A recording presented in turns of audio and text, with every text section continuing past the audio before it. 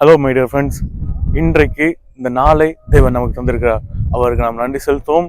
இப்பொழுதும் இந்த நேரத்திலும் நாம் யாரிடத்துல ஜெபிப்போம்? நாம் ஜெபித்தால் தேவன் கேட்பாரா? ஒருவேளை இப்போ ஜெபிச்சா கேட்பாரா? இரவு அதிகாலை வேலை எந்த நேரத்துல ஜெபிச்சா கர்த்தர் கேட்பார் என்று நீங்க கவலையோடு இருக்கீங்களா? இல்லை என்றால் எனக்கு தேவன் என்னுடைய சத்தத்தை கேட்பாரா என்று ஒருவேளை இயக்கத்தோடு இருக்கீங்களா? இன்றைய கர்த்தர் உங்களை பார்த்து கூறுகிறார். அவருடைய சங்கீதக்காரன் மூலமாய் தேவன் கூறுகிறார் என்னவென்றால், காலையிலும் மாலையிலும் மத்தியான பகல் வேளையிலும் நான் தியானம் பண்ணி ஜெபிப்பேன், தேவன் என் சத்தத்தை கேட்பார், கர்த்தர் என் சத்தத்தை கேட்பார்.